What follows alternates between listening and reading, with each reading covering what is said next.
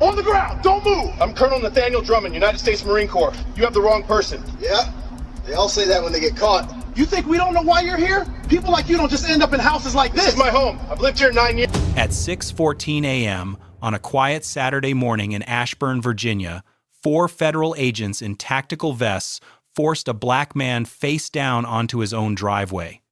The man was Colonel Nathaniel Drummond, an active-duty United States Marine with 26 years of service, 3 combat deployments, a Bronze Star with Valor, and a Purple Heart pinned to a career most people couldn't survive, let alone build. He had been washing his truck in a USMC PT shirt and shorts when 2 unmarked black SUVs pulled up hard and fast, tires biting the curb. 4 ICE agents jumped out with weapons drawn before a single word was spoken. The lead agent, a senior field officer with a history that should have ended his career years ago, barked at Drummond to get on the ground. No names were confirmed. No warrant was produced. No questions were asked. They saw a black man standing in a nice neighborhood and decided he didn't belong. Inside the house, Drummond's 4-year-old son Elijah stood at the front window watching his father, a man who had survived Fallujah, get slammed onto the concrete by men who never once asked who he was. The agents forced his wrists behind his back and zip-tied them tight enough to leave marks that would be photographed in a hospital 3 hours later. What those agents didn't know, what they hadn't bothered to find out, was that the man bleeding on the driveway held one of the highest security clearances in the Department of Defense, that phones at Marine Corps Base Quantico would be ringing within minutes, and that every second of what they were doing was being recorded by a neighbor's doorbell camera in crystal-clear, high-definition video that would eventually be played in a federal courtroom. Colonel Nathaniel Drummond was not just any Marine. He was 48 years old with 26 years of active duty service that read like a blueprint for everything the military asks a person to become. 3 combat deployments, the first in Fallujah during some of the most violent urban warfare since Vietnam, the second in Helmand Province during the height of the Afghan surge, and the third a classified special operations mission in East Africa that would never appear in any public record. He had earned a Bronze Star with Valor for actions under fire that saved the lives of 7 Marines in his unit. He had received a Purple Heart after taking shrapnel during an ambush that killed 2 men beside him. He had risen through the ranks with a discipline and quiet authority that made him one of the most respected officers in his command. At the time of the incident, he was serving as Deputy Director of Logistics at Marine Corps Base Quantico, one of the highest-ranking black officers in the entire installation's command structure. His wife, Dr. Simone Drummond, 45, was a trauma surgeon at a Level 1 trauma center in Washington, who had spent her career saving lives in operating rooms where seconds meant the difference between survival and death. They had built their home in the Ashburn neighborhood 9 years earlier, drawn by the schools and the quiet streets. Drummond coached Little League every spring. He organized a veterans breakfast at the local VFW hall the first Saturday of every month, cooking eggs and pouring coffee for men and women who had served alongside him or before him. His neighbors didn't just know him, they trusted him. He was the man they called when the power went out or when someone needed a ride to the VA. He was the most respected person on that street, and on that Saturday morning, he was zip-tied and bleeding on his own property while his son watched from behind glass. The man who led the operation was Senior Field Agent Dale Kircher, 44 years old with 16 years inside ICE's enforcement and removal operations. Kircher had built a reputation within the agency that should have raised alarms long before that Saturday morning. He was known among field teams as aggressive, efficient, and untouchable, a combination that in practice meant he did whatever he wanted and no one above him cared enough to stop it.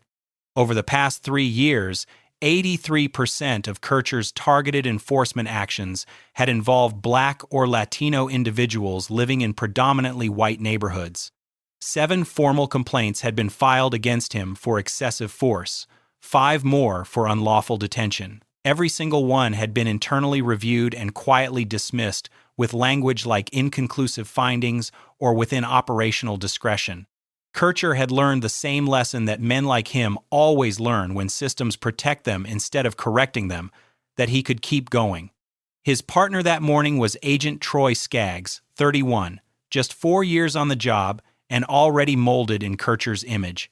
Skaggs was eager, reckless, and loyal in the worst possible way. He never questioned a call. He never pushed back on a tactic. He laughed when Kircher laughed, moved when Kircher moved, and stayed silent when silence meant complicity. 2 other agents rode in the second SUV, junior field officers who stayed near the vehicles and watched the whole thing unfold from the curb. They didn't intervene. They didn't speak up. They stood with their hands on their vests and let it happen, which in the eyes of the federal investigators who would later review every second of that morning made them part of it.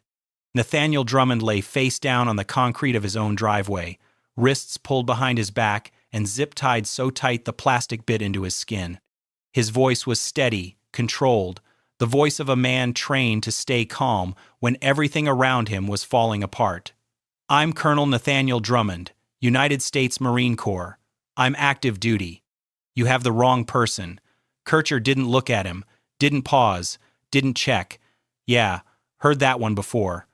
Skaggs crouched beside Drummond and patted him down aggressively, hands moving fast and rough across his PT shirt and shorts as if a man washing his truck at dawn was concealing something dangerous. That was when the front door flew open. Elijah Drummond, 14 years old, ran barefoot onto the driveway screaming. "Dad! What are you doing to my dad?" Kircher spun toward the boy and pointed. "Get back inside now. Do not come out here again." The boy froze, eyes wide, chest heaving. A neighbor across the street, Franklin Osei, a retired Air Force Master Sergeant who had served 22 years in uniform, stepped off his porch and crossed the road. "What the hell is going on here?" he demanded. "That man is a colonel in the United States Marine Corps." Kircher's voice turned sharp. "Sir, step back or I will arrest you for obstruction." Another neighbor, 2 houses down, raised her phone and began recording. Kircher didn't notice. Seconds later, a silver sedan turned into the driveway. Dr. Simone Drummond stepped out, still wearing surgical scrubs from her overnight shift. She saw her husband on the ground, zip ties on his wrists, blood on his chin from where his face had hit the concrete. Her training kicked in before her fear did. She pulled out her phone and opened a voice memo. "I am Dr. Simone Drummond. I am observing a laceration to my husband's chin, bruising on both wrists, possible abrasion to his left shoulder. He is face down and restrained." She looked at Kircher. "Where is your warrant?" Kircher stepped toward her. "Ma'am, step back or you will be detained." Simone didn't move. "Where is your warrant?" she asked again. And Kircher, for the first time that morning, had no answer. Kircher finally offered a reason, though it barely qualified as one. He said they were executing a targeted enforcement action on an individual suspected of immigration fraud and identity theft. Someone allegedly living at this address under a false identity. The name he gave was not Nathaniel Drummond. It wasn't even close. The name belonged to a person who didn't match Drummond's age, his description, or any record tied to that property. Drummond, still face down on the concrete with zip ties cutting into his wrists, said it again. "This is my house. I've lived here for 9 years. I am a United States citizen born in Charlotte, North Carolina. I am a colonel in the United States Marine Corps. My military ID is in my wallet on the kitchen counter. You can verify everything in 30 seconds. Kircher didn't go inside, didn't send Skaggs to check, didn't radio anyone to run the name.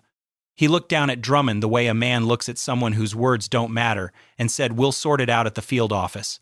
Skaggs grabbed one arm, Kircher grabbed the other. They pulled Drummond to his feet and began walking him toward the SUV. His son was still standing in the doorway, tears running down his face, calling his father's name. Simone was still holding her phone, still recording, still demanding to see a warrant that didn't exist, because there was no warrant, no judge had signed one, no probable cause had been established. No verification of any kind had been done before 4 armed federal agents rolled into a quiet Virginia neighborhood and dragged a decorated Marine colonel off his own property in front of his own family. By the time Kircher and Skaggs loaded Drummond into the back of the first SUV, at least 4 neighbors were recording on their cell phones. One woman across the street had stepped onto her porch with her camera held high, capturing the agents from a wide angle. A couple 2 doors down filmed from their front yard, close enough to pick up voices. Franklin Osei, the retired Air Force Master Sergeant, held his phone steady from the sidewalk, narrating under his breath what he was watching unfold. But the most important footage came from a device none of the agents even noticed. A Ring doorbell camera mounted on the house directly across from the Drummond driveway had an unobstructed wide-angle view of the entire scene. It captured everything from the moment the SUVs pulled up to the moment Drummond was placed in the vehicle. Every shove, every command, every second of a 4-year-old boy watching his father get taken. And here was the detail that would later become the center of the federal investigation. Kircher's body camera was not activated. Skaggs' body camera was not activated. Neither of the 2 junior agents standing by the second vehicle had activated theirs. All 4 agents were equipped with body-worn cameras. All 4 were required under federal policy to activate them during any enforcement action, and all 4 had chosen not to. When investigators later pulled the activation logs, they found that Kircher had failed to record on more than 60 prior enforcement actions over the past 3 years. Skaggs had 23 gaps in his own record. The pattern wasn't accidental. It was habitual, and in the eyes of federal prosecutors, it suggested something far worse than negligence. It suggested that these agents knew exactly what they were doing, and they didn't want it on tape. What they hadn't counted on was a neighborhood full of people who refused to look away. Simone Drummond stood in the driveway watching the SUV pull away with her husband in the back seat. Her hands were shaking, but her mind was already moving.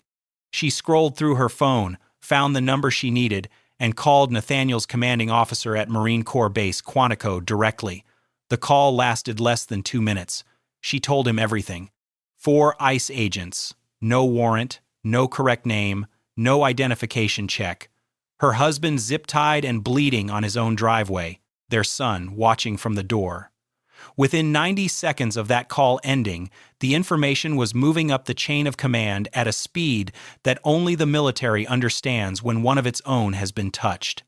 A Marine colonel with active duty status and top-secret security clearance had been detained by federal agents on his own property without a warrant, without verifying his identity, and without even using the correct name. Within 8 minutes, calls were being made from Quantico to the Pentagon, from the Pentagon to the Department of Homeland Security Inspector General's office. From DHS to ICE Field Command in Washington, a JAG attorney was dispatched from Quantico with orders to locate Drummond and ensure his immediate release. The Marine Corps does not make polite requests when one of its colonels is dragged off American soil in zip ties. The message that moved through every channel that morning was direct and left no room for interpretation. Release him immediately, or this becomes a federal incident within the hour. The people on the other end of those calls understood exactly what that meant. But by the time those calls reached the right desks, Dale Kircher had already made his next mistake. Despite the calls now burning through federal phone lines, Kircher transported Drummond to the ICE field office as if nothing had changed. He walked him through the back entrance, past 2 supervisors who didn't ask a single question, and placed him in a holding cell. The zip ties were removed and replaced with metal cuffs. Drummond sat on a steel bench in a PT shirt, shorts, and no shoes. The cell was cold. The lights were fluorescent and constant. For 2 hours and 47 minutes, a decorated Marine colonel with 26 years of service to his country sat in federal custody without being read his rights, without being offered water, and without being allowed to make a phone call. He asked twice to speak to someone in charge. Both times he was told to sit tight. He asked for the name of the individual they were looking for. No one answered. He told them again who he was. No one checked. It wasn't until a shift supervisor returning from break finally decided to run the name Nathaniel Drummond through the system that everything came apart. The screen lit up with a record that should have been pulled before the SUVs ever left the parking lot. United States citizen. Born Charlotte, North Carolina. Active duty, United States Marine Corps. Rank, Colonel. Current duty station, Marine Corps Base Quantico. Security clearance, top secret.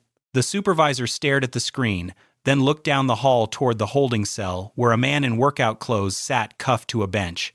The person they had actually been looking for didn't match Drummond in name, age, physical description, or address history. Not one detail overlapped.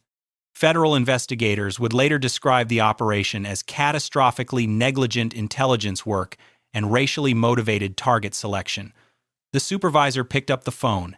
His hand was shaking.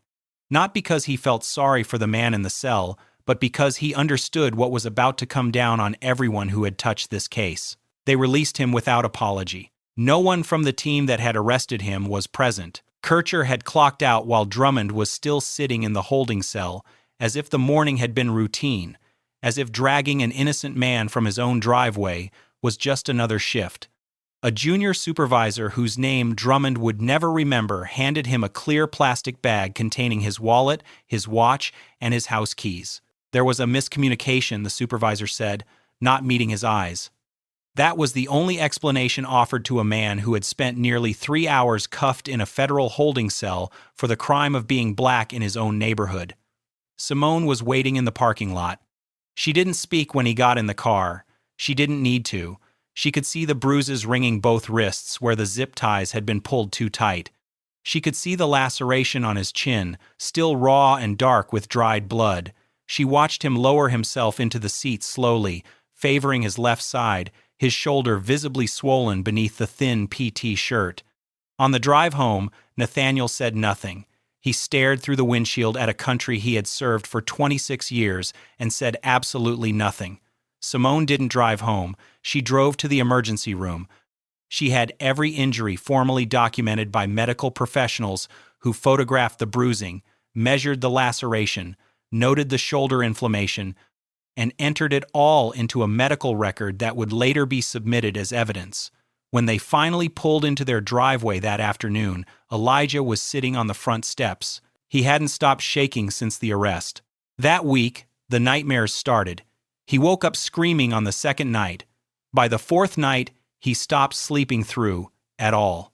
He asked his father on the fifth morning, quiet and serious in a way no one 4-year-old should ever have to be, "Are the men coming back?" Nathaniel didn't have an answer that would fix what had been broken.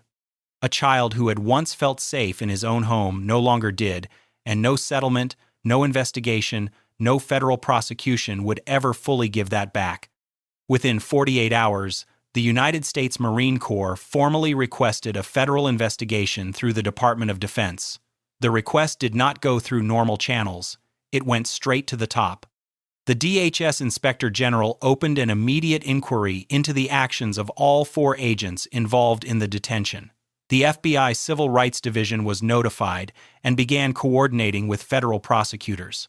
2 members of the House Armed Services Committee issued public statements demanding a full accounting of how an active-duty Marine colonel with top-secret clearance was arrested without a warrant, without identification, verification, and without even the correct name.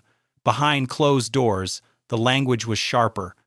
A senior Pentagon official told a room of Defense Department attorneys that what happened in that driveway was not a miscommunication. It was a civil rights violation carried out by federal agents against one of our own, and we will treat it as such. Meanwhile, the footage was spreading. The Ring doorbell video from across the street appeared first on a military spouse forum, uploaded by a neighbor who had obtained it with the homeowner's permission. Within hours, it was everywhere.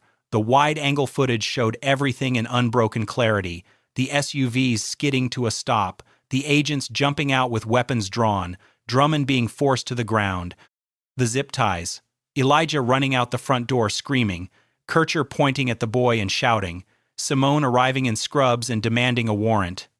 Cell phone videos from other neighbors filled in the angles the doorbell camera couldn't reach, capturing close-up audio of Drummond calmly identifying himself and Kircher refusing to listen.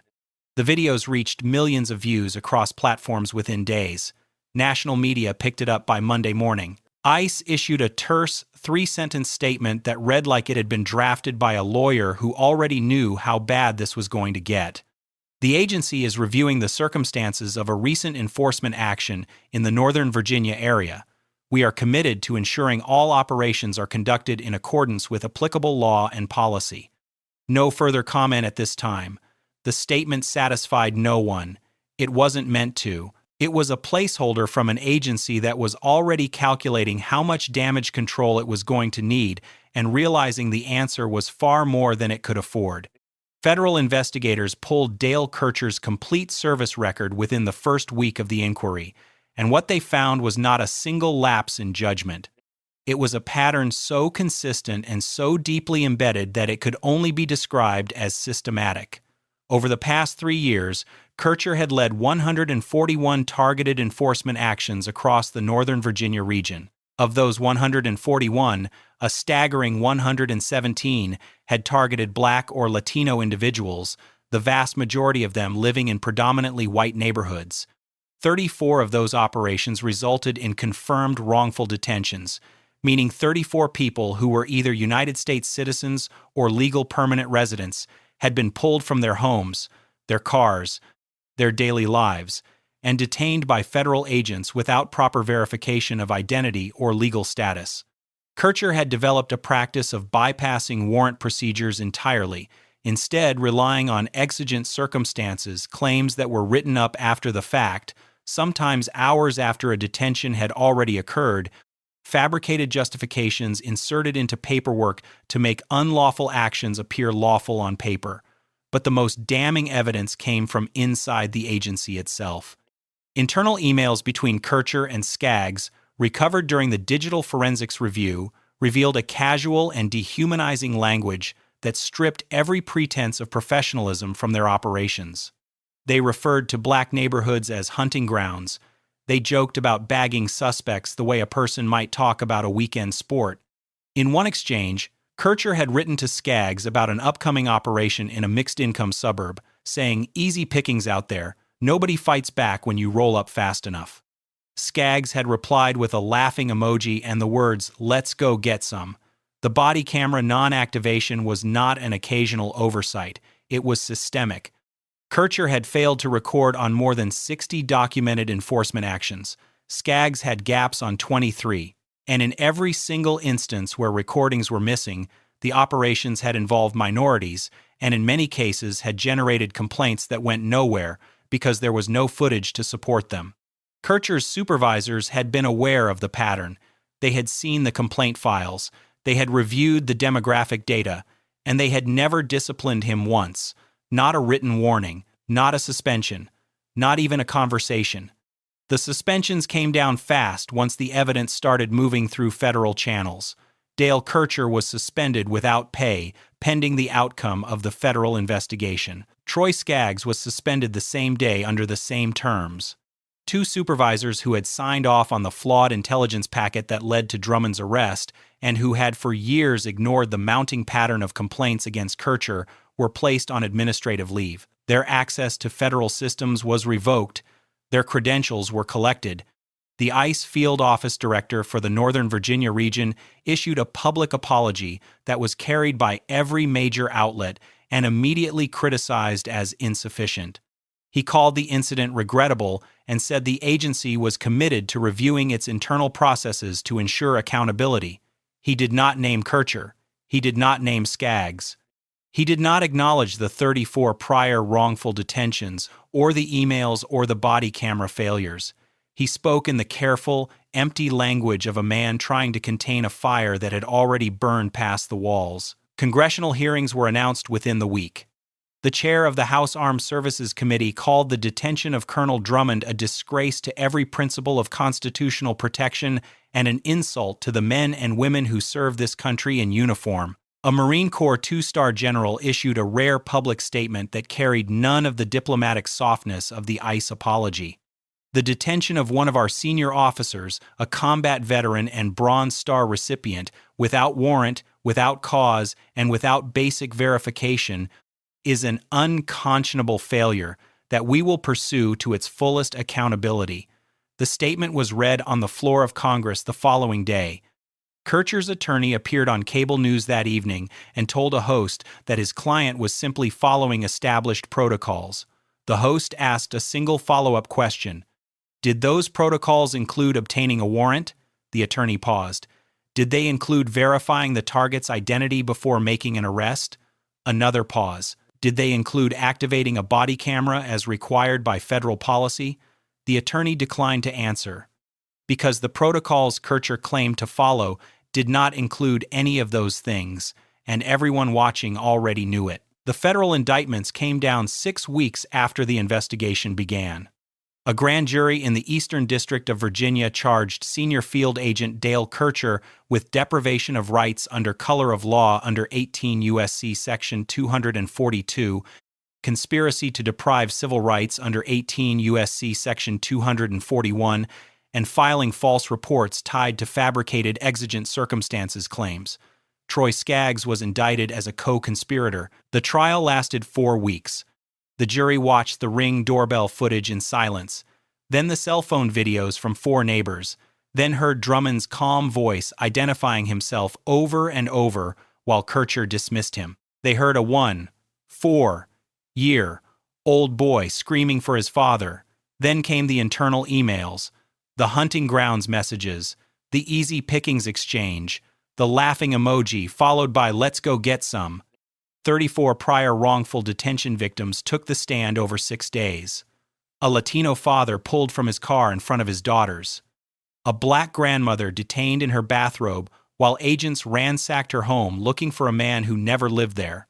A legal resident held for 9 hours without a phone call. Each story different in detail but identical in architecture. The defense argued Kircher acted within the scope of his duties. The jury deliberated for a day and a half, guilty on all counts. Kircher was sentenced to 5 years and 4 months in federal prison. Skaggs received 2 years. 2 supervisors were terminated and permanently barred from federal law enforcement.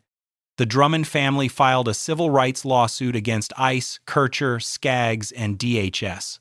The case settled for $4.7 million, one of the largest individual ICE misconduct settlements in recent history.